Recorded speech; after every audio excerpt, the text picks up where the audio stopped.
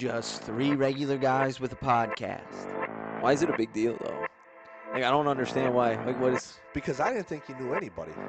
Who can laugh at each other's expense. And right there, my knee was just...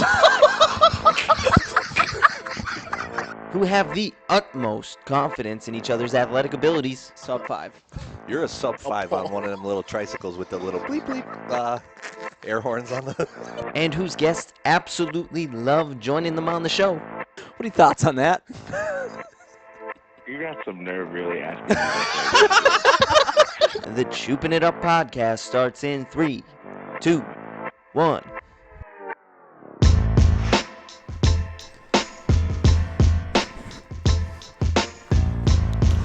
Choopin' Up podcast. Hooper.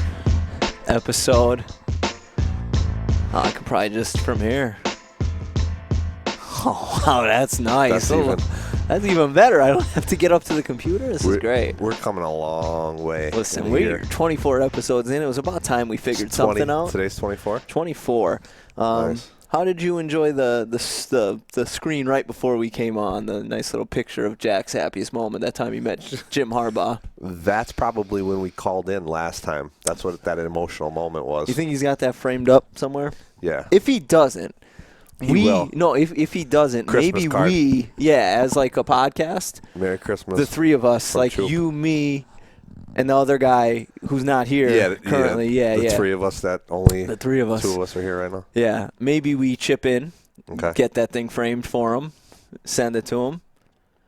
With shipping the way it is these days, it might be Christmas 2022 before he gets it, but Tanner could send it when he's going down the turnpike. I thought you were going to say maybe Tanner can pull some strings from his former place of employment and see if he can get it expedited.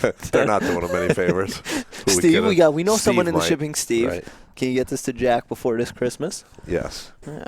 So Steve will hand deliver it. I think Steve's got it. He's pretty much like our fourth host. Right. Yeah. So 2 weeks it's been since the big old alumni game episode. What a debacle. Huh? You laid a goddamn egg. I didn't. You didn't? I did. Okay. All right. But it wasn't just me. Don't act like it was just me. So I had. I was telling you before we started recording here. Our guy Runko reached out to me today saying that he was listening to the podcast. From 2 weeks ago? Yeah. Asked me how the alumni game went. Told us we should get Maze on the episode or on the podcast. Asked me how it went. Yeah. My response was, well, we're recording tonight, so you can listen to it. But I'm just going to say that between the three of us that were on that podcast that played in the game, we scored a combined 6 points. So if that gives you any indication of how it went for the Choopin' It Up podcast in the Mid-Valley alumni game, there it is. I was on the NFHS broadcast. How was that? With Noah. It was good. It was a good Did you have time. a good time? I mean, Yeah, you had a it was bunch good of time. different guests come up. I know at halftime me and Steve came up. Yeah, absolutely. You And- guys graced us with your presence. And but Matt came up. And but I scored as many points as you in the game that night. True. With a headset on. It's accurate. Also, what did I say? And I wish Tanner was here. I wish he was here because as soon as I saw the roster and I saw on the other team, it was first quarter, Matt Tanner, Steve And Galley, Galley. Bob Galley. What did I say to you when you walked in? I showed you the roster. I said, these MFers are going to like trap me at half court. They're not Yes. going to allow me. And Right. of course, They what set did the- they do? Half court trap. I You were doubled. I was doubled. Hey, it's respect.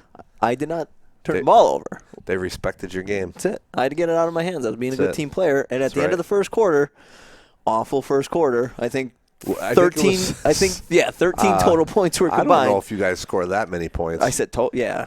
But we It did might have the been lead. like 6-4 at the end of the first quarter. White team had the lead. That was the team I was on. So I did my part. You did your part.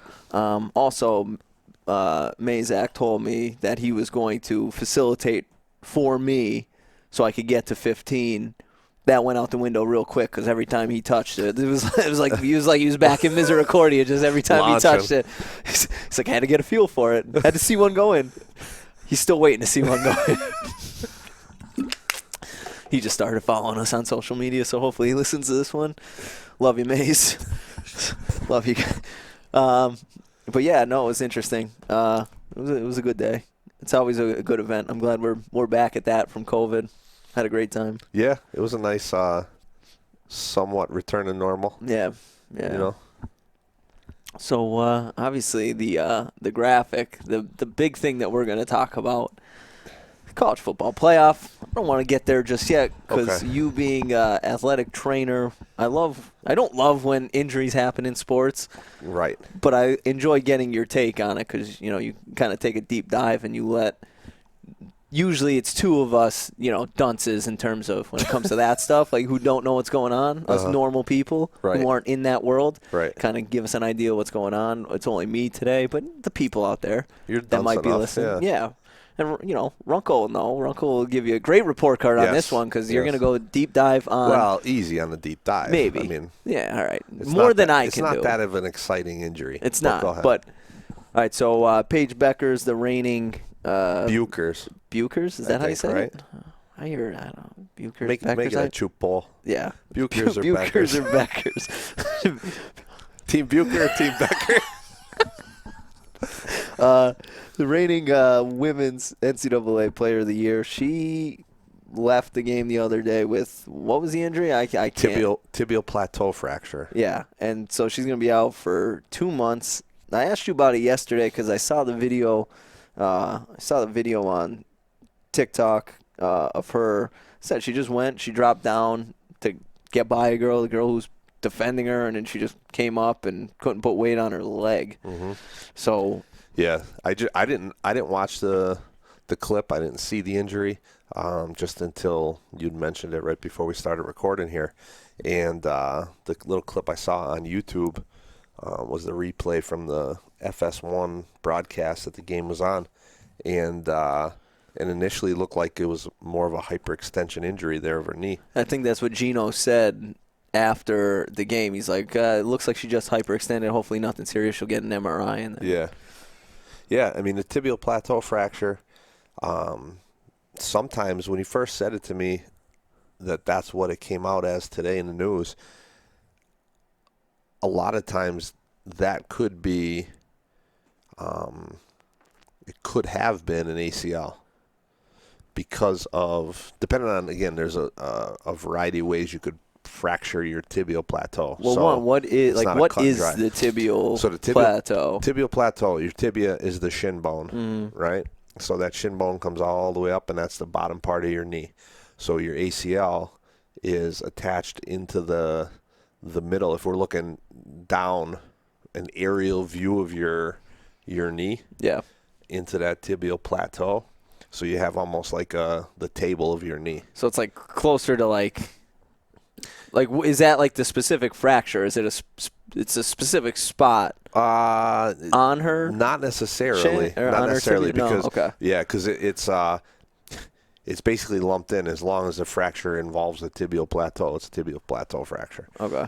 So you could have I had years ago when I was at West, I had a kid that fractured his through, but it was a growth plate along the tibia, and basically resected the anterior part of the tibia, the front part of your tibia, up towards his kneecap, and basically would have been an ACL had he skeletally matured, and that growth plate was fused. Okay. So if that was fused, the only thing that would have given at that point would have been the ACL. Okay. So it kind of saved them. So when you first said that, in terms of a tibial plateau fracture, I kind of was thinking maybe that's what happened with Paige. But looking at that clip of being that type of a hyperextension injury, it kind of it seems to be more of like a crushing type fracture. So when you extend the knee that forcefully, you'll get the bottom part of that femur to smash down onto that tibial plateau, and end up either cracking it, denting it. Essentially, could be termed a fracture as well. So is that fracture only going to happen? Right, you said it's like the two bones kind of. Is it because she's supremely athletic? Like, is it just Like, does something like that happen to more athletically gifted people that are able to generate more force? No. So someone as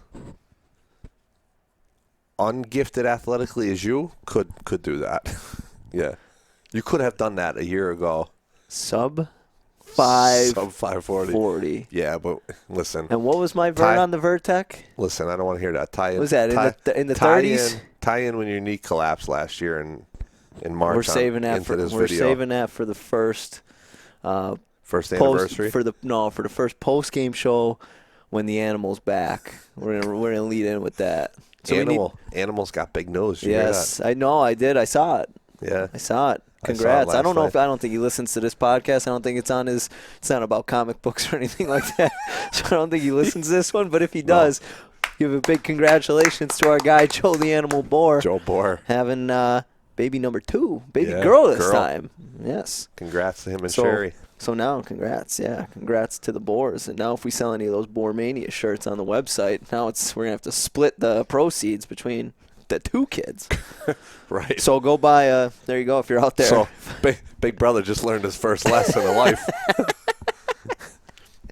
Yep. Division with the addition there. Yep. Addition by subtract. No, division. We divided the profits because of the addition.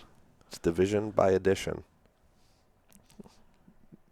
Don't start with me. Don't look at me like that. It's addition and subtraction, division, multiplication. And division. Yeah. So you just went addition and division. Well, they're 2 different things. They're not two opposites. different They're things. not opposites They don't of each need other. to be opposite. I just Another poll. Poll number 2. Jesus. I think we could just run these right on Spotify. Honest to God. Holy good Lord. I see us peaking pretty good on these. It's probably because we're turn them down a bit. Down a little bit. Just a little bit. All right. So yeah, that was a little more. Not as. It's probably good there. Yeah. There we go. Yeah. We're all right. Just gotta hit the yellow. Just gotta peek to the yellow. That's right. Yeah. Okay. So 8 weeks. Is it pretty much just time for I think now this is where the physically gifted and athletic part kicks in. It's realistic she'd come back in 6, if not even maybe a little earlier. Yeah.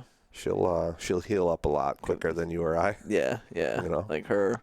Russell Wilson coming back from his thumb thing half the time. Adrian Peterson winning the MVP after tearing his ACL 6 months prior. Yep. God, medical mysteries right there. Now, from the standpoint of that's the part of what I do that I enjoy most is that's the black and white answer of it. But there's obviously that gray area that you're working in terms of at what point of the season are they at. Yeah. Where that six, let's say the 6-week mark is.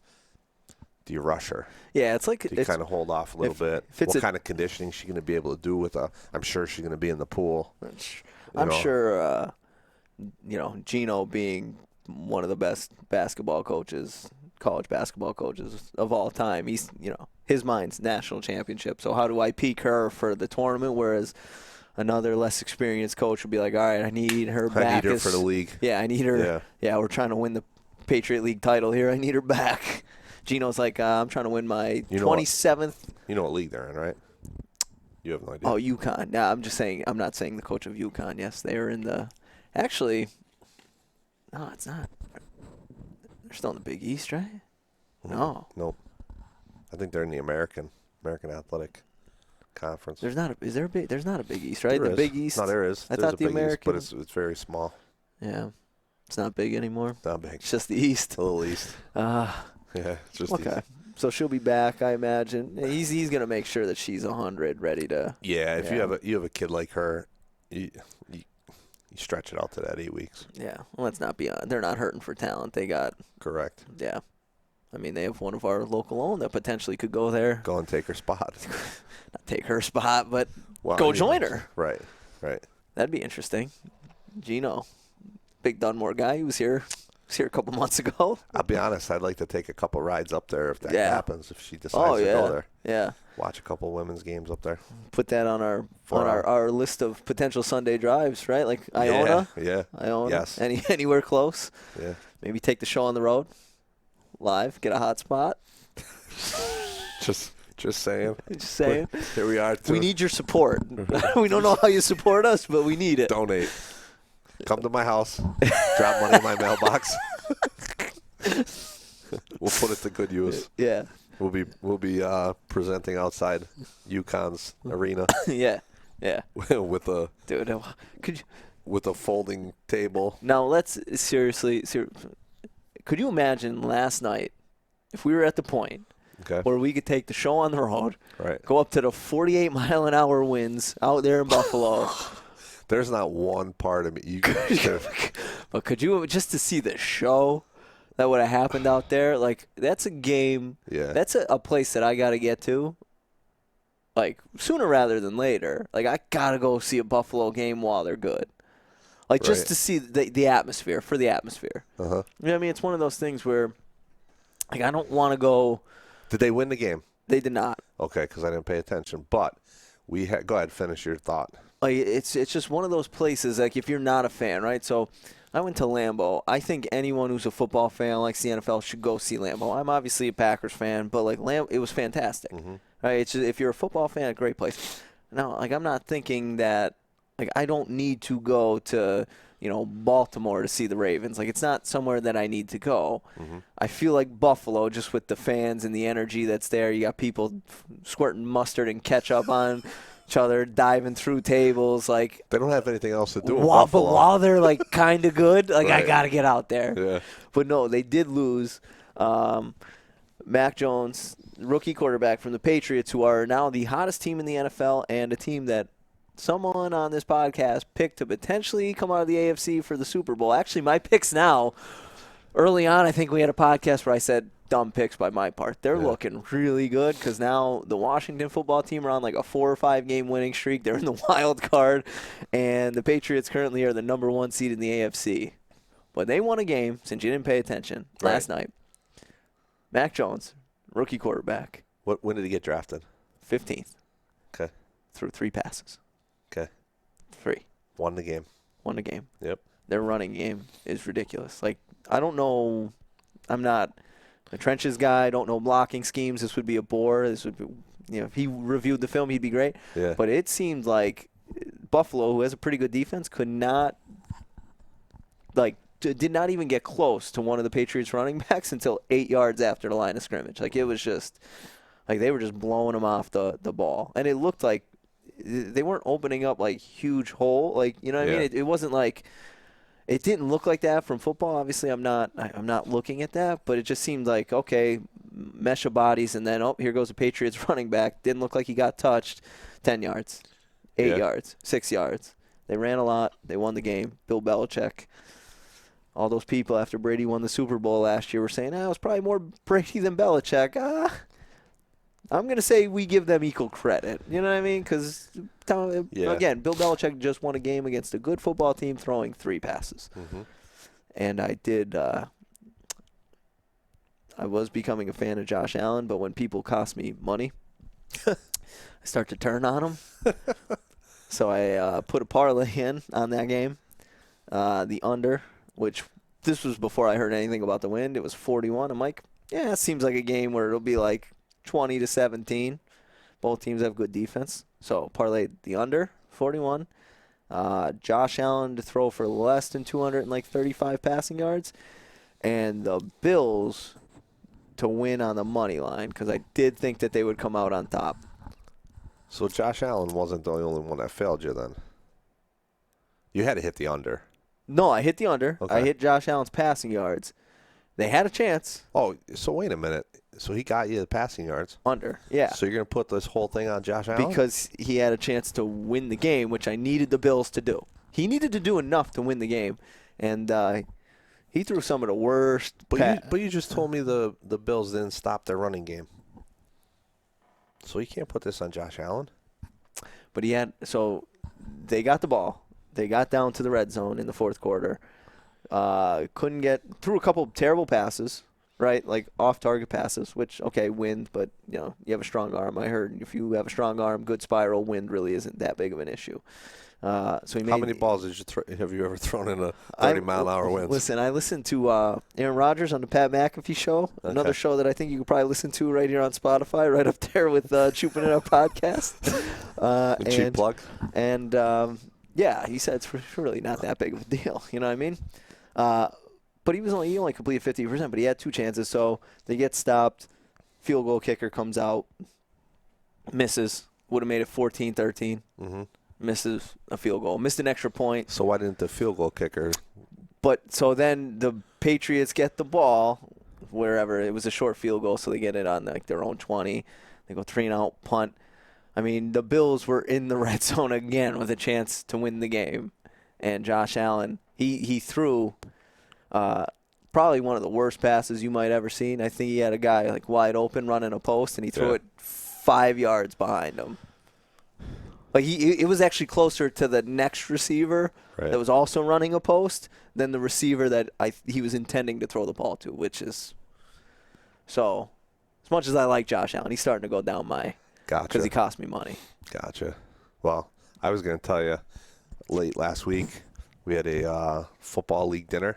Yes. Coach Kazinetz was in attendance with us. Big and we Bills were all guy. talking. Big Bills guy, right? We were talking about the weekend ahead. And he said that he would be going through a table at his house as long as the Bills won. So, obviously, from what you told me, the table's not broken right now. So he's one, so he's the Bills guy I know. So I told him a couple times during football season, hey, when you go out, I don't care who they play. I will go out with I will go out to Buffalo to see a game. I don't even care about the game. Yeah. I could care less who they're playing. Right. I don't even care if I walk inside the stadium. Has he gone to Buffalo? This year? Yeah. I think he goes. He told me he had a couple planned, after football season. Uh-huh. After football, before track. So I think he's going to one in early January, maybe. So. Did he tell you to come along yet? No, he said he would, but he did not. So I don't think I'm getting the invite there. Another Choop poll. Does Hoop get the invite? 0. Nope. Yeah. Nope. Yeah, you're probably right. Okay. So what do you got? Oh, one last thing before we get – so we had some other college football news. So we're almost at the playoff. We're getting there. Yeah. Obviously, that's what this show's supposed to be based on. But there were some big coaching hires we did not get to talk about. The carousel. Carousel. This is probably the Huge best – year. Yeah, huge year. Starts off with what? LSU was the opening first. We knew that. Well, yeah, they fired Orgeron, weeks ago. Yeah. Then USC came up open. So they were your 2 big ones that had to be filled. And then Florida also told Mullins to kick rocks, too. Because even under, the Will Muschamp years, they always had a good defense as a Florida fan. Uh-huh. And their offense stunk. So Mullins is supposed to be the offensive guy. Yeah. Not only did our offense stink, but now our defense also stinks. Yeah, and no disrespect there, Hoop, but I'm not considering the Florida opening anymore, as part of this awesome carousel that's happening. And Wait. Even if you want to sit here, I know you're a Florida fan. Wait. You want to say they're the greatest program in the world. I'm not going to say that. But how are you? They still don't, even if you called them that, they still didn't contribute to the carousel. You just wanted to throw a Florida plug. I did. It's an SEC school, a big time. Right. That was just in the SEC championship a year ago. Sure. Would have shot to make the playoff. Right.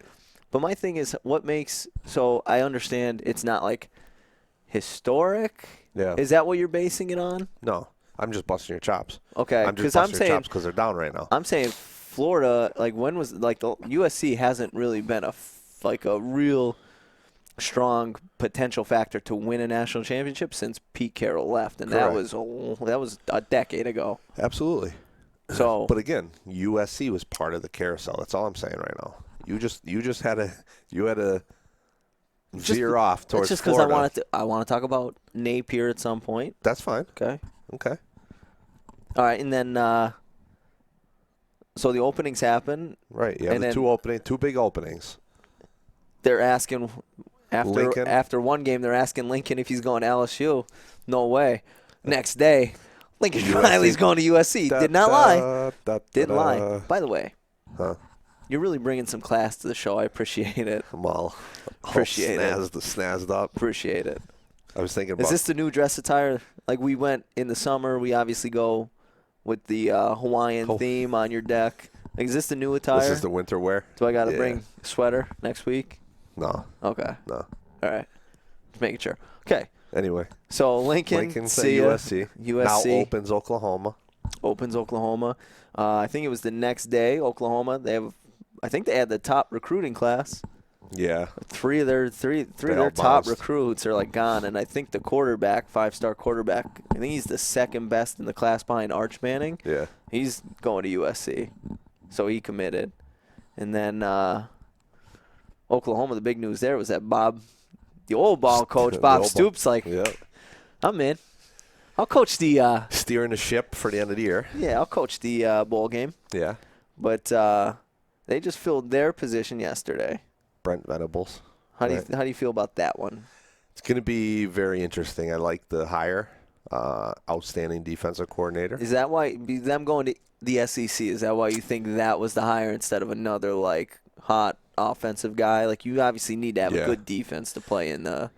You need to have a good offense, but like your defense needs to be like legit. And the thing is though, the thing that makes this hire interesting to me to watch Oklahoma now and how they respond and how they progress is you're taking Venables, who's an outstanding, probably one of the best, if not the best defensive coordinators in the country in the college game. He was making like $3 million at Clemson. But now you're putting the head coach hat on. Yeah. You know, they're two distinctly separate jobs. So a guy with that much control over his defense, he might be able to pull off doing both for a year or two, but eventually he's got to hand the reins over to somebody else. Y'all can't be. How well do you delegate? Y'all can't be Bill Belichick and Nick Saban and coach one side of the ball and still make it work. Yeah, so that'll be the interesting part of the Venables situation there. Did I hear I feel like I heard I don't know if you know this, but was Venables earlier, like in his coaching career at Oklahoma? I feel like I heard that. I don't know. I feel like maybe under Stoops he might have been at Oklahoma. Yeah. I know he's got a very good pedigree. What specifically, I'm not sure. Okay. Yeah. So, Gray, do you think – I'm not sure. Like, obviously a big thing in college is how do you recruit. Right. So I don't know if he was out on the trail, at Clemson at all, but I would think he had to have some type of responsibilities on recruiting because of probably recruiting defense. So now he's got to try to get quarterback. Like he's got to bring some people in. But what do you grade the hire? Like letter grade? I'll give it a B+ right now. Okay. So USC. All right. So we'll go with that one. So Oklahoma's old coach, Lincoln Riley, we talked about it, bounces to USC. Obviously brings this high-powered offense. Something that Oklahoma has not been good at since he's been there is their defense has been atrocious, and that's why every time they get into the college football playoff, they get smoked because they might put up 40 points, but they give up 50. So how do you think he's going to fare in USC? And do you think he left because he didn't want any part of the SEC and he's like, I could probably dominate the Pac-12? 100%. I think it was a great hire on USC's part. Yeah. Splashy hire. They needed one. Yeah. Outstanding coach. I mean, the defensive component to that is much different in the Pac-12 than the SEC. So, you're kind of slinging the ball all over the place in the Pac-12. So that kind of fits his persona a little bit. I think, though, overall it's a great hire by the Trojans of USC. How about that contract? Guys, family, I need your family can have a private jet. Yeah, access to it whenever you want. We're going to buy your houses in Oklahoma. Did he get it whatever he wanted? Oh, my God. Jets, his family, wherever. And private jet for his family. Right. He had 2 houses in Oklahoma. Typically, they give you so many. It's not unusual to get that perk. This is unlimited. But unlimited is. Oh yeah. Yeah. Typically, and it didn't say for him. It was specifically 50 his family. trips a year. Oh yeah. 50 personal trips a year on the school plane, on the private plane. Yeah, and it was he had 2 houses in Oklahoma. They bought him above market value. They bought him a house in Southern Cal. I would have left too. All right, don't tempt me. All right, you're throwing this. Listen, guys, it's a lot. Lots of money, man. Lots of money In the game of it's not like he's college hurting. football these days. His total contract is over. It's 9 figures, right? I think 130 for 10 years or something like that. Mm-hmm. What do you grade that move? Oh, I give him an A. And do you think? I give him an A. Do you think in the next 5 years he gets USC into the playoff? Yeah. Okay. What else we have? We have. You want to go to LSU, or do you want to go to Florida next? We'll let you. Do you want LSU to be the grand finale or Florida? Let LSU. That's the better story. So that'll be the grand finale. Yeah, this Florida one is because of you. Florida. I'm gonna be honest with you. When they hired Dan Mullins, Yeah. I thought Dan Mullins was gonna be the guy to get us back to prominence, back to the urban days. Uh-huh. You know what I mean? And again, last year was SEC championship game, but every year their defense started getting a little worse under Mullins. And again, SEC championship game, they couldn't stop Alabama last year. Mac Jones threw for 500 yards on them, and they gave up 50 points, and that's what kind of did them in. Their offense was great. But in fairness, we saw what Alabama just did to Georgia this weekend. Yeah. Oh, yeah. Put up 41. They're different. This isn't like... And Georgia's defense is legit. Yeah. So, go ahead. But, I mean, this year, at one point, they played Samford and gave up 50 points. That is an FCS school. I think I was at the Penn State-Michigan game that day and watching the score come up on the. So at that point, if Florida, they won, they ended up winning like 70-50 something. But at that point, after the game, if they're like, yeah, Dan, see you, like, there, bud. I would have been like, all right, I get it. When did they make the decision? How long after that game? 2 weeks. Oh, wow. Okay. Yeah, it was close because that was one of their last games. So I think he made it through the season. I think they fired him right after. But Billy Napier. Louisiana Lafayette. Yeah, I think you were asking about him. Obviously, I think you sent in our group text, me, you, and Tanner, about it. Yeah. I feel like you were like, I didn't know anything about him. I didn't even get the alert on my phone. I didn't know until you said something. Yeah. Like, so I feel like you thought, like, you knew who he was when you sent the text. Because I'm like, I have no. No, I didn't. And then I looked him up. He was an Alabama assistant. And then so Alabama assistant. I want to say he went with, who was the guy before? McElwain. Jim McElwain, went from Alabama. So he left Alabama, went to Colorado State. Napier went with him. McElwain ended up getting the Florida job before Mullen. Also stunk. Yep. And then Napier, I think, went back to Alabama. And then he's been with Louisiana Lafayette. And, I mean, I just some of the stuff you hear about him. Yeah. Obviously, Louisiana Lafayette, they're ranked. I think they have a 1 loss. His record there is phenomenal. Obviously, Sun Belt, I believe they play in. Not a big-time conference. But again, I mean, you can only do – it's his first head coaching job. You're going to start small. You can only do so much, right? So you got them to 11-1, ranked in the top 25. Did really good. Sure. I heard I was listening to something on ESPN. I guess Ryan Clark, former Pittsburgh Steelers safety, his son, I guess, plays there.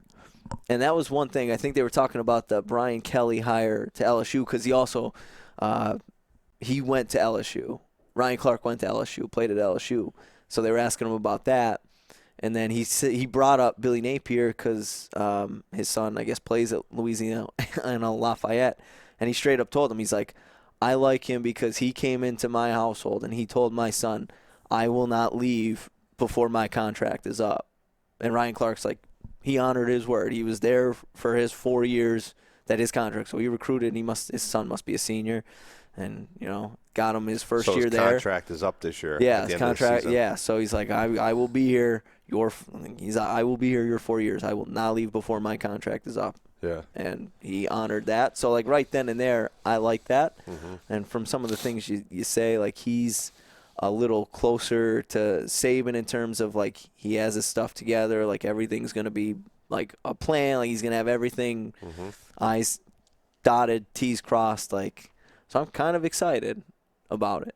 Not a flashy hire. Yes, right. Not a flashy hire. I think Dan Mullen was the flashy hire when they got him from Mississippi State because he turned Mississippi State into a good program. But I'm excited. We'll see how it plays out. Not knowing him, have you done? I'm sure you've looked into it a little bit. What would you grade it? I've not done too much homework on it. A little bit when we were texting back and forth after the hire was announced. But I'll give him an A-. Okay. I'm interested to know exactly why him? he was chosen, right? And really understand getting into the weeds of the decision. But I am intrigued that it isn't the flashy hire. And to the point of, conversely from the discussion on Venables to Oklahoma, Napier, I don't know. I don't know what side of the ball he's on. Yeah. So that could be a great move if he's not a brand name on one side of the ball or the other. Mullins is more obviously offensively. Yeah, I don't think he was a coordinator, because I know his second stint at Alabama, I think he was like a wide receivers coach. Yeah. So even if he was a coordinator, it was like for 3 or 4 years at Colorado State. I would say if he was a receivers coach, maybe offensive, but it wasn't like Venables is a decade-long defensive coordinator. Right. So what I'm saying is I think Napier, from hearing the organization and planning and all that, can be your manager. Yeah. And be that, check all those boxes as a head coach and be able to delegate then to his offensive, defensive staffs. Yeah. And it's honestly, you see in the NFL, teams go after Belichick's assistants, never really works out for them. I can't name one Bill Belichick assistant that got hired as a head coach of another NFL team that has worked out. Right. Whereas Saban, on the other hand, I think I saw something on maybe Instagram where, you look at his assistants. Well, Kirby Smart was there. Mm-hmm. He has the second best program in the country, and it's not just this year. Georgia's been overall, yeah, top 3 team for the last 3 years. Right. As long as Kirby Smart's been there. Michigan State's coach is a Saban guy who they just hired. I can't think of his name. I'm trying to think of it myself. Napier spent some time at Alabama. Lane Kiffin, Ole Miss was pretty good this year. His assistants. Lane Kiffin's still the kind of he's the stepchild of the. Who else? Where's Sarkisian now? Good question. Sarkisian was one of them. Yeah. Where he was USC, didn't work out for him, came back, and then got another head job. Texas, maybe? So I think Sarkisian's at Texas. So yeah, we'll see how that one works out. And then the guy, Brian Kelly. And I guess Notre Dame opened up, too, and they hired their defensive coordinator. I find it interesting that Notre Dame, all their assistants were we're staying. And a lot of stories came out. Very telling of that situation. Yeah. Very telling. This whole move, which I think LSU. I'm just going to go cut to the chase. LSU, I think, took a dump on this one. So you want to get their grade out of the way first? I'm giving them a D. Yeah. You're paying Orgeron $17 million to stay home. Yeah.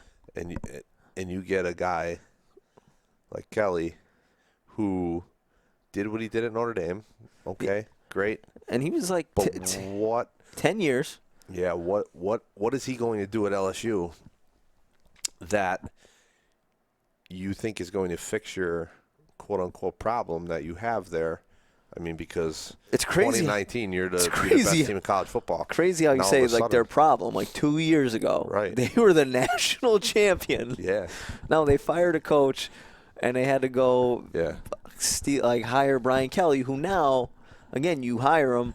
All these stories come out again, like you said. Yeah. All his assistants are no, we're staying here. And that's kind of you go through and I don't think it's necessarily the wins and losses, because I said a couple weeks ago when LSU played Alabama, they took them to the, they had them up against the ropes. Yeah. What do you look like as the administration at LSU had he pulled that off. You've already agreed to pay this guy $17 million to leave, and he almost beat Alabama. What more do you want the guy to do on the field? So I think his off-the-field transgressions did not make a case for him to stay. So with that, you bring in a guy now who doesn't even know where the bathroom is yet at LSU, and he's already got questions about his character, essentially, and how he handles himself and conducts himself. Yeah. I don't know. What are you looking for? Tigers? Yeah, and there was a story, I forget, maybe it was Cincinnati, maybe it was wherever he was before Cincinnati, but it was, I guess, Matt LaFleur, so the Packers head coach, and Robert Saleh, the 49ers head coach, were like GAs on the staff. Right, so Brian Kelly invites him over to the Christmas party, right? Yeah. Right, they're on the staff, they're grad assistants, but like, all right, they're trying to break in the door. I guess they show up, and he's like, "Oh yeah, you're just here to park cars and like clean up." That's a story that came out from him. Granted, it was however long ago, but again, you get the assistants now with like Freeman. I think Freeman, who's the new Notre Dame head coach, I think he was a Notre Dame guy. Mm-hmm. I think he played at Notre Dame. I could be wrong on that. Yeah, I don't know. I don't know much about Freeman. Tommy Rees was the offensive coordinator. Right. He it seems like he graduated 3 years ago. I think so. Right. They're Notre Dame guys, but again, if you think it's a step up, like you're gonna go with them. So the fact that he couldn't get a single assistant to like go with him to LSU. Yeah, but I think if he handled his business a little better, you might have gotten those guys. But again, I don't know. You don't know how he treated these guys day in, day out. And ultimately, a guy like Tommy Rees, Notre Dame's home. Yeah. You really need a big monster deal to leave home. Tommy Rees probably ain't paying for much in South Bend. I feel like he was definitely a quarterback when they made it to like they've been in the college football playoff. I feel like he was probably the quarterback. Yeah, he's got a South Bend Chevy deal somewhere, I think. Yeah. Here's my issue and what I wanted to bring up. Go ahead. Like, right, I feel like Brian Kelly, right? You could kind of sniff a bullshitter out, right? A lot of people. So on top of all the stories that are coming out, your assistant's not following you, not a single one. You get to LSU, right? You do a press conference. You're Brian Kelly. I think it might have been the first day he was there. Okay. I'm going to play a clip from the press conference. All right?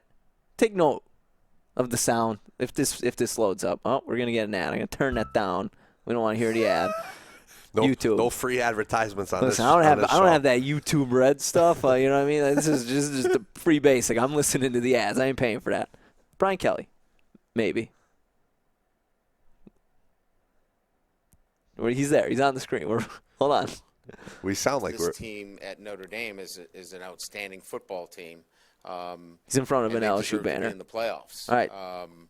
And sounds like we're not going to be coaching them. So you shut your mouth so I can listen to him. We did our best. I wanted to get in front of them, and I was fortunate that I had that opportunity. Is he saying he got in front of him? I thought he left him a note. I thought he pulled a Bobby Petrino, just left him a note. He sent a couple guys text messages out on the road recruiting. So right then and there. Okay, so this is maybe 2 days later. He's at an LSU basketball game, really trying to rally the troops. Hopefully we don't get another ad here. I'll let you know. Thank you. Well, this is a great way to get started, and I haven't even won all my games yet.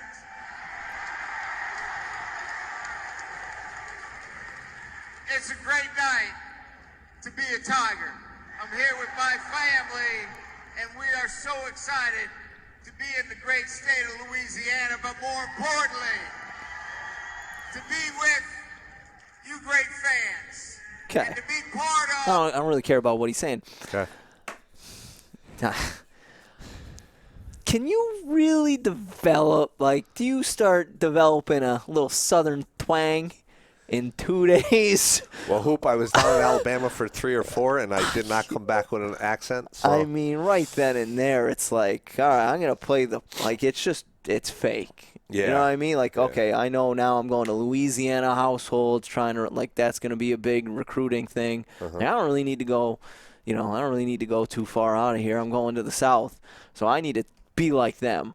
Well, bud, we know you're not. Yeah. Not yet. Yeah. Maybe 3 years from now, Right. naturally, like a year from now, 2 years from now, when you, like, that's the normal conversation. But that's just fake. Yeah. Be authentic, man. That's Be just you being, Be you. So, like, for 10 years, I was indifferent to Brian Kelly. Like, oh, man, he's doing a great job at Notre Dame. Like, it's tough. Their academics are tough. They're not getting the cream of the crop because their their academic standards are so tough to get into.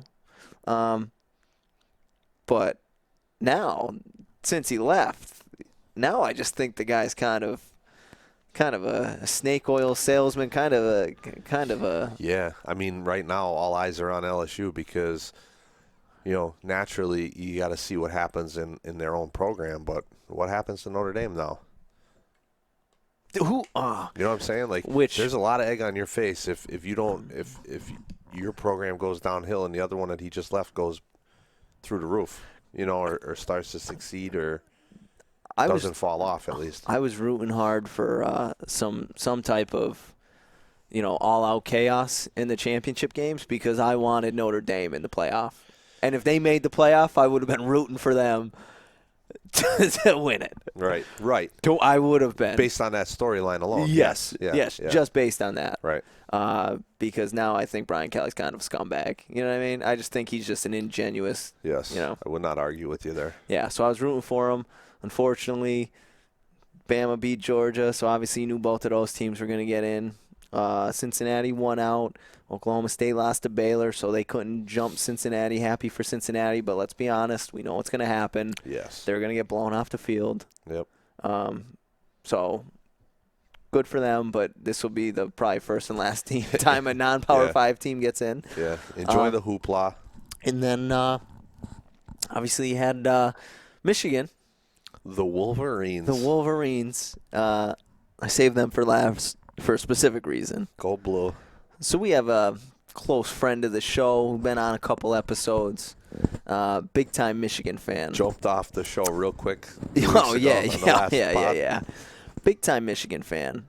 And he's excited. Mm-hmm. And he actually, just from talking to him the last couple days, I wanted to get his practice schedule, see if maybe he could jump on, be on the podcast, talk about his feelings. Couldn't make that work. He's like, I'll send you a statement.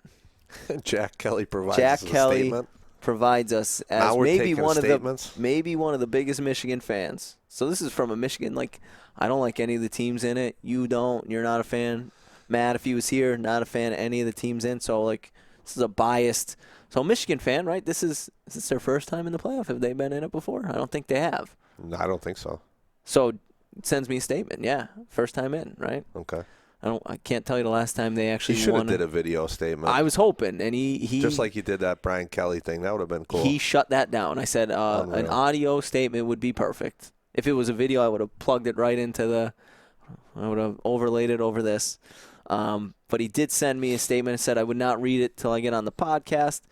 I open it up, Word document, full page. Oh, come on, Jack. Can I get in here? I don't think we could see it, but that looks like a goddamn press release. It's a full. It is, and literally, I don't think you could see it. And it says the top of it. This is how it's addressed. He put time into this. I'll give him credit. From the desk of Jack Kelly. Oh God. Attention, Choop Sports Inc. Stephen Hooper, CEO, and Choopaverse. Topic: Michigan football. Did he write it in memo fashion? Yep. Big Ten Championship recap and Orange Bowl outlook. I didn't ask for a recap, but we're going to read it. Mr. Jack Kelly has released the following statement regarding Michigan's dominant. Did he write this, or are you saying this? No, I am reading what he wrote. Okay. What is in this memo? Okay. Mr. Jack Kelly has released the following statement regarding Michigan's dominant Big Ten Conference Championship and subsequent invitation to the FBS College Football Playoffs. So he gave us a statement and already started it in the third person. Yes. Good. Okay. And he said I had to be the one to read it because he didn't trust anyone else. I agree. Reading it. Yeah. Pretty much called you guys dumb, for lack of a better word. For reasons unknown, I have loved Michigan sports, particularly football and basketball, since I was 4 or 5 years old. Again, did not know this was going to be Jack Kelly's life. This is your life. Yeah. This is an autobiography. Yes, this is the first page. It's actually a biography because he's third person. Yes. But local lore has it that I became mesmerized by the maize and blue winged helmets, and the rest is history. And while I do remember their 1997 run to a national championship... Where's the local lore? The Dunmore Burger King? Come on, Jack. Much of my fandom has been marked by heartbreak and gloom ever since. In fact, for most of the 2000s, Michigan football has been unable to get over the hump and lost countless heartbreaking games. See Michigan State 2001, Texas 2005, Ohio State 2006, Appalachian State 2007, that one was terrible, Penn State 2013, Michigan State 2015, Ohio State 2016. Shouldn't it just be like every Ohio State game because this was the... Yeah, this is the first one that Harbaugh won. He was about to get fired. Yeah, he was 0-8, right? All of which have caused me to fall into a chronic state of fear, sadness, anger, trauma, and pessimism. Makes sense why he was so happy when we called him the other day. That was paragraph 1, by the way. We still have 4 more to go. Oh, my God. I will clip this so he could just listen to this part because he seems like he's an ego guy, so he's only going to want to listen to this one. Similar to Penn State, Notre Dame, and Texas, Michigan football had fallen into a state where it seems to never live up to the hype. Therefore, I, like most Michigan beat writers and national pundits... Now we went back to the first person. Yeah, and apparently he's a beat writer and pundit. He's lumping himself in with them. Yeah. Was very skeptical of Michigan returning to glory, quote-unquote, this season. I apologize for using the official slogan of Notre Dame football since 1994. At the beginning of this season, it seemed as though 9-3 would exceed expectations, but boy, was I wrong. The Michigan football team didn't just exceed expectations; they went 12-1, 12-1, beat PSU and Wisconsin on the road. They went up to Madison. I thought we were getting just a recap of the Big Ten title game. No, I thought so too. This is on my part for I guess not reading it prior to. Yeah. But like I wanna be like you guys and just get it live. Yeah, there's no more. Yeah, we're done. We review all content sent to the show before the show. Keep it under 5 sentences. Yeah. The Michigan again. So where was I? Wisconsin on the road beat the crap out of Ohio State. Its first win since 2011. Won its first Big Ten championship since 2004, and its first since the Big Ten championship game was introduced. Earned its first trip to the college football playoff, and became the first team to do so when unranked to start the season. When did he send this to you? Yesterday. When did you ask him for the statement? Yesterday. He did this in a day. Oh, he might have sent it to me this morning. He might have woke up early to do this. They conquered their foes on the field and critics off it, and ultimately are now hailed as the champions of the Big Ten. Indiana's in the Big Ten, right? Yeah. Okay. Why? Just wondering. Jack's able to write that they're the champion. Are you? No. Okay. No. They took off into orbit for the moon and landed on Mars. What is this? I'm trying to read it like I'm trying to make it epic, but I'm reading it. I'm like, what is this? And the best part, they are one of the most likable college football teams I have ever seen. Okay? They epitomize a team that has come together, played for one cause that is bigger than any one individual, and played with something to prove. They might not be super explosive or exciting, but they clearly are having fun on the football field.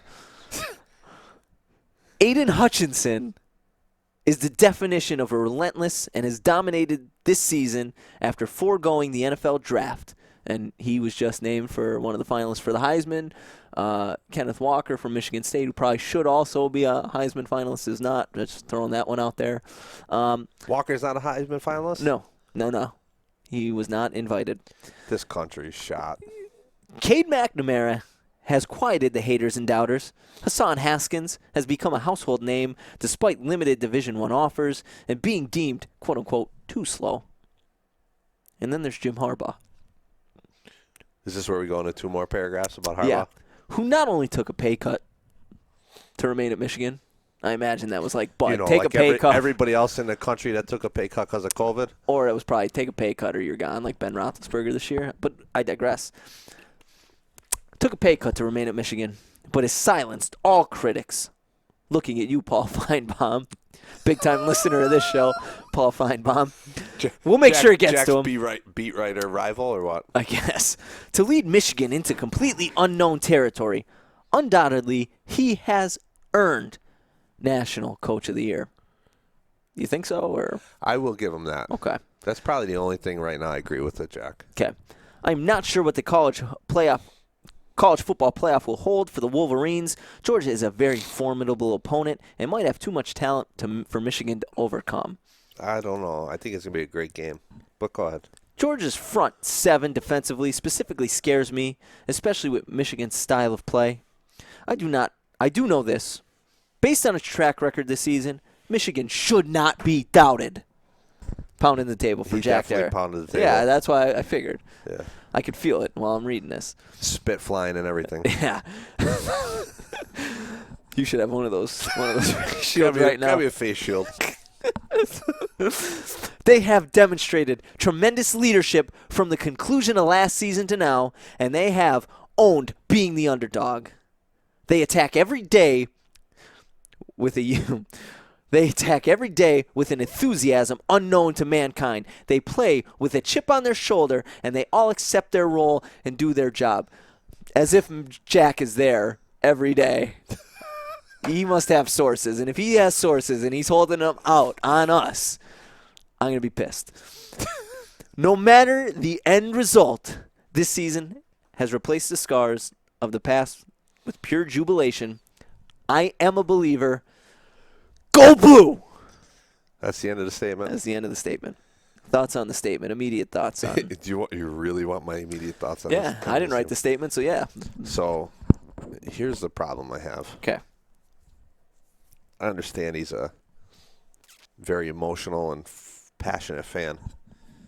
But if you wrote that in 24 hours, but he had to go through the season yearbook and, like, yeah, oh yeah. website. It took time. Yeah, so it took time. If you pulled all that stuff for this without send it to us. Getting into and sent it to us within that little bit of time. So 30 people can hear it. Yes. Essentially, what I know is, Kara, everything's going to be fine because you're not going to have to worry about Jack running off with anybody because if he's not picking up anybody at the bar with that kind of a statement and that kind of no, what in the hell? It took time. I give him credit, and honestly, the Big Ten Network should pick him up for that. Just by reading this, I might have to text him after this. And he's a math teacher. He can. Jack, you should write a blog, Michigan blog, and just. Here's what we should do. Michigan podcast. Listen. Go ahead. Remember we had our boy Noah Tanner on. Yes. Noah's the big communication major. He's going to be an ESPN anchor one day. I think we send Jack's statement to Noah for Noah to critique. Jack's a math guy. Okay. And then maybe read the critiques next week. Yes. On the podcast. Yes. Let Noah grade Jack's statement. Love it. Now, I really do think Jack, after that, could probably get a following from Michigan fans if he did something.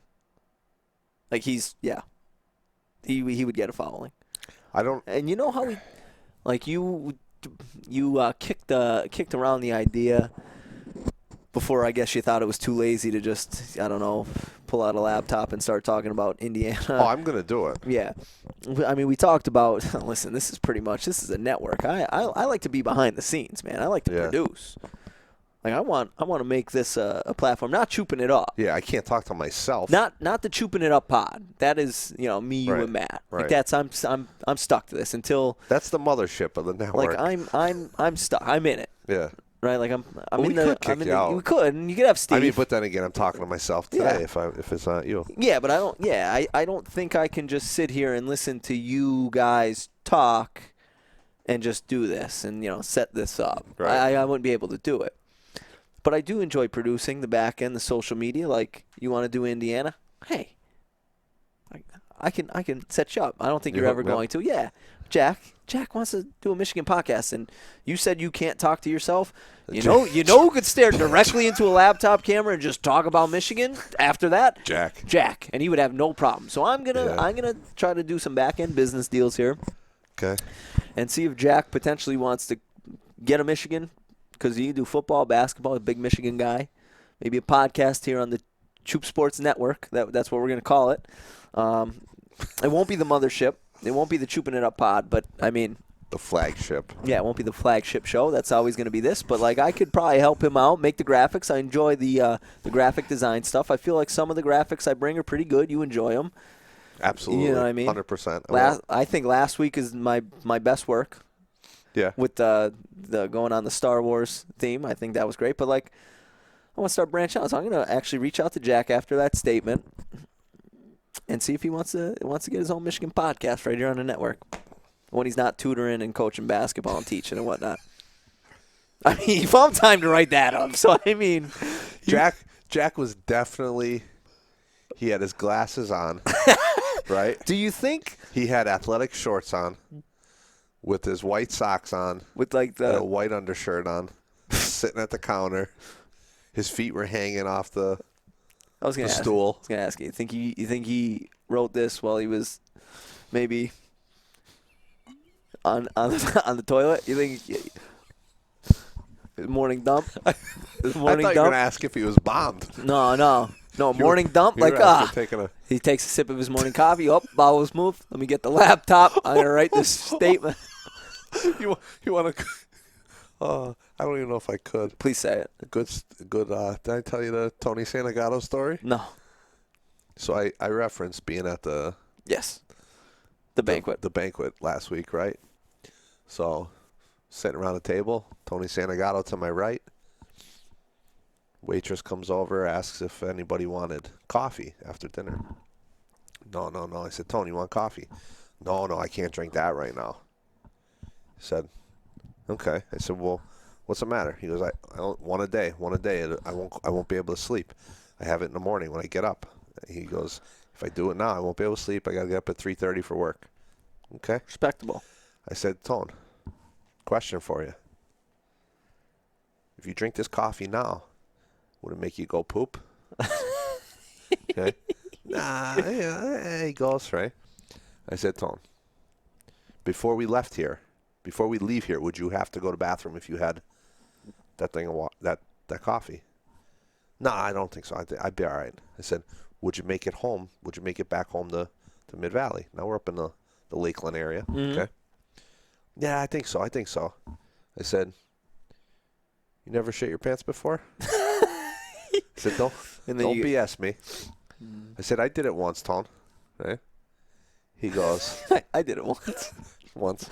He goes, out of the blue, looks at me, says, well, one time coming from Wilkes-Barre, Dunkin' Donuts ripped right through me. I almost fell off my chair. You almost shit your pants for the second time. Yes. Yeah. I will clip. This will definitely be a clip for sure. Great story. You story. can send this one to Tony. Got off topic. Yeah. So, college football. All right, we did our Michigan thing. We got a fan. Uh-huh. I was getting ready to come in here and ask you and Matt, like, do any of us think that it's not going to be a rematch of the SEC championship game?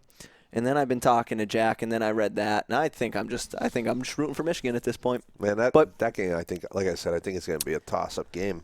The matchups, obviously, you have Bama, Cincinnati. You think there's any shot Cincinnati gets Bama? Because, like, Bama hasn't been great. Like, they've had a lot of close games. No. We had one where we were in your office watching after like one of the basketball practices. The Auburn game. almost got. We thought Yeah. Auburn was beating them. But that's a rivalry game. Yeah. You know, I mean, The Iron Bowl, yeah. yeah, that's a rival game.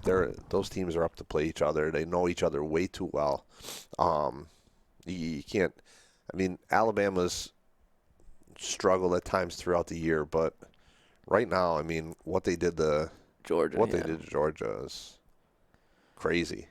And to even the last thing Cincinnati needs is to rile up Alabama any further in the next 24 days, 23 days we got left before this game kicks off. Yeah. I feel like Cincinnati thinks they want it. I don't think they're going to. I think they're going to be in the halftime locker room and be like, oh, gosh, what is going on here? Yeah. I don't think that one's going to go too well. Yeah. I do agree with Jack. I am concerned with the Michigan offensively being as run dominant as they are. But on the other side, though, Georgia, I don't think Georgia's all cracked up. You know, they're run dominant as well. So I don't think it's going to be necessarily a weakness. Now, either one going into an Alabama game would be a whole nother story because by far Bryce they have Young's gonna the put best the ball. Quarterback. Yeah, yeah. Is And them. he's still only learning. And the second best is probably Desmond Ridder from Cincinnati. Mm-hmm. Michigan has 2 quarterbacks. Right. So that's obviously, if you have 2 quarterbacks, you have no quarterbacks. Although McNamara, he's like game manager. But again, last time they had 2 quarterbacks. He's playing well. Last time they had 2 quarterbacks, it was Tom Brady and Drew Henson. And Tom Brady was the Cade McNamara in that situation, and turned out pretty well for that guy. Sure. Yeah, he's 44. How old are you? 41. Yeah, you're sitting here doing a podcast with me. He's 44, throwing 40 touchdowns so in the NFL, so good for him. Yeah. But yeah. Good thing I hung it up a long time ago. Got to get on that TB12. Yeah. He looks younger now at 44 than he did at 24. Yeah. Yeah, so you think so Alabama, you think's obviously making it to the national championship game. What do you think about Michigan, Georgia? Because Georgia, before they played Alabama, my thing with Georgia is before Alabama beat them, Yeah. like they ran through the SEC. Like they were like they ran through it, Right. and it didn't look like anyway. I didn't think Alabama was going to beat them because Alabama, again, granted rivalry, close game to Auburn. Probably should have lost. Florida somehow made it a close game. They only beat Florida by a point. So they had way more close games.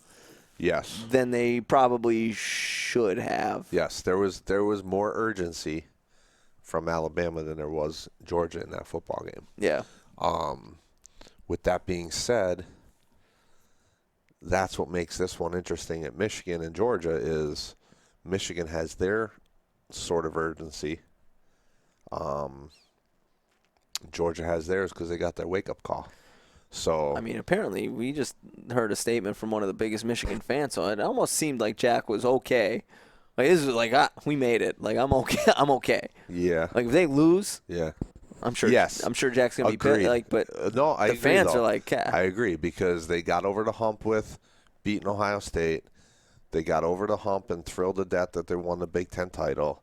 They made it to the post right. So if they lose to Georgia, they will come back and say, okay, but we did X, great Y, Z. season, yeah. Georgia, however, is not going to say that. Georgia's like, Kirby Smart has to be like, I am sick of losing. Yes. So with to that said, Nick Saban. I'm going to go with Georgia for this game. So you think a rematch of the SEC championship? As we got to think about it that way and throw that around, I'm with Georgia for that reason.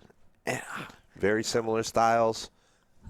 And now, so now you got the national Gonna championship come down game. to that. Rematch, Alabama, Georgia. Bama rolls.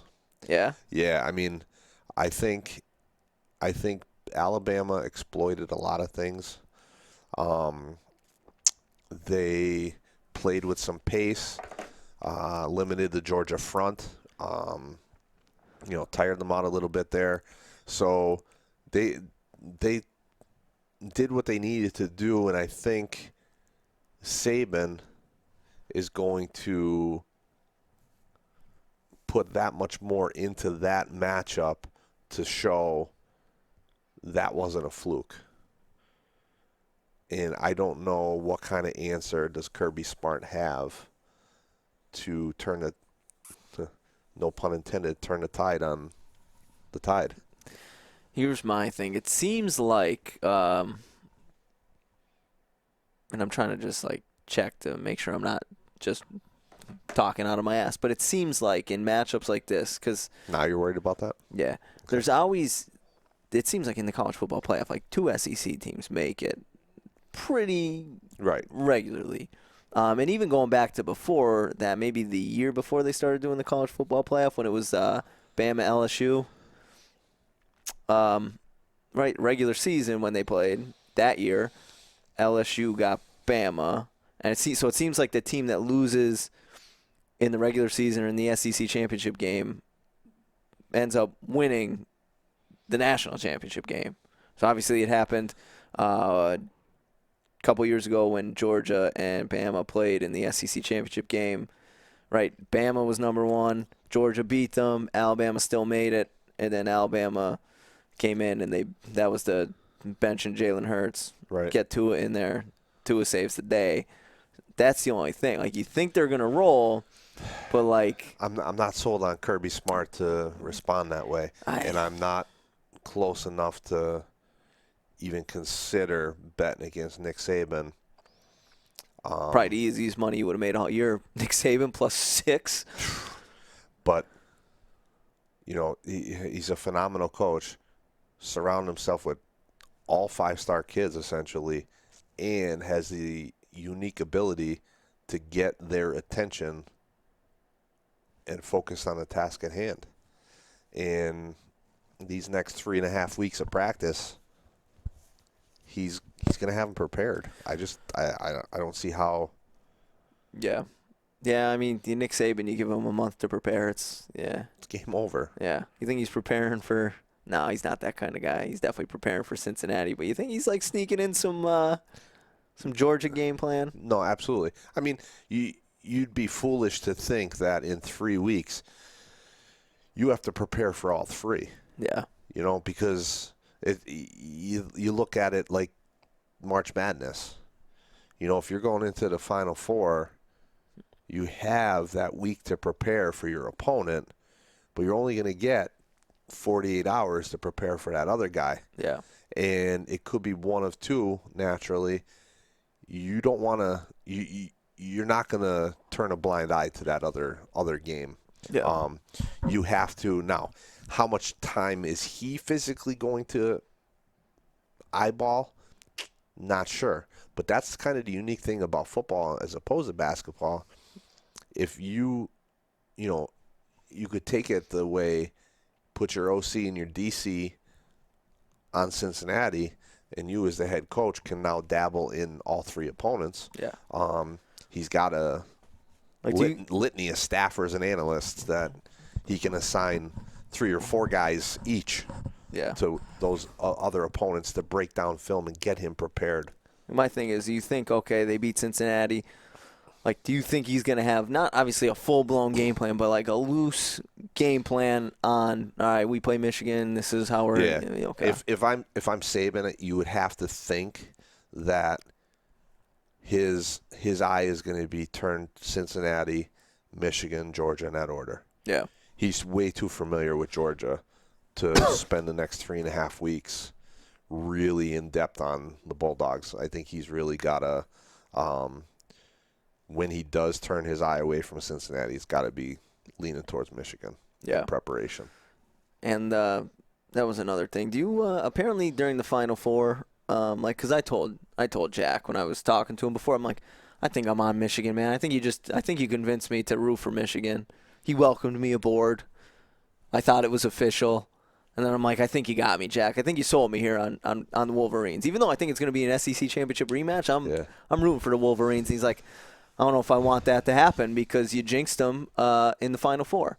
I don't remember against apparently Michigan UCLA game. Did I pick them? Yeah, I don't remember. Yeah. UCLA was a goddamn 11 seed. Like, what was I going to do? What was I going to do? You were just going chalk. Yeah, come on. Well, that's all you're doing here, right?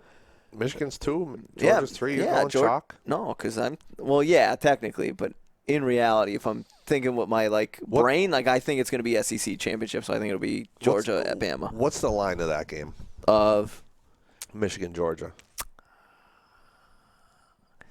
All right, I'll throw it out there. Are you going to tell me which way you would bet? And then go the other way. Trust me, anybody out there listening, that's the way to roll. If you were in one of the states that is legal. Legal gambling. Oh, God, I got a national championship. There we go. Whatever I think, it's going to be opposite. Also, here are the odds to win. Here are the odds to win the national championship. You want to hear them? Go ahead. Bama plus 120. Georgia plus 130. Michigan plus 800. Cincinnati plus 1,800. No way. Oh, yeah. Really? Yeah. Plus 800? Yeah. I'm not even sure why they have I don't want look-ahead games. I want those games. Damn. I got to find them. All right. So, yeah. Those are just, I'll try to find the lines of those games, but I got to. All right, so Cincinnati, Bama's a 14-point favorite. 14? Yeah. Georgia, 8.5-point favorite. See, I'm kind of, with the points, I would potentially think about leaning Michigan because yes, Georgia's offense, right. Their quarterback is. Their normal quarterback's Daniels. I know the kid that's in for him is doing decent, but he's not. I'm taking Michigan with the points. He's not Bryce Young. Yeah. What are they money line? Michigan plus 250 money line. It's a little much. It's a little money line. It's 250. I don't know if it's I don't think it's much. I don't know.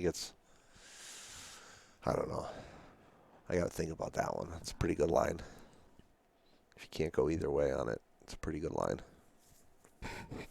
Yeah. Then I guess last thing before we go, Heisman. You said, Bryce yeah. Young. Oh, yeah. He won it. So who are your finalists? Bryce Young. It's Bryce Young. Pickett. Uh-huh.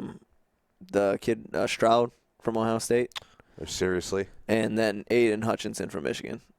So, yes, Kenneth Walker did not get an invite to the – yeah, he's not a finalist. Which, wow. Listen, just because it's Alabama, Bryce Young definitely did it. He played in a lot of bigger games. But, Kenny Pickett is way better than I thought he was. So, this is how we segue into the next show. Your boy Tanner has some interesting conversation to have in the next pod. Will he be here? Will he be here? Yeah. Are you sure it won't work? You sure? Yeah, we'll figure him out. All right. But that's the segue. He's got to come in and talk and bring in his Kenny Pickett stance and have a great conversation. About Kenny Pickett? Yep. Okay. That's the teaser. That's the teaser. You should have waited because did you see the fake slide that he pulled? Don't stop. That's it. I got to ask you, though. That's it. We're not talking about it. Fake slide. Just give me a thumbs up, thumbs down. We're not talking. Should it be a penalty? We're not talking. Thumbs up. We're not talking. I'm gonna keep doing this. The music's playing. Give me a thumbs up, thumbs down. Do you think it was Bush League play with the fake slide? Do you think it should be a penalty or something? God. I'm going like this, Hoop. I'm going like this. God damn it. See you in the next one. Take it easy.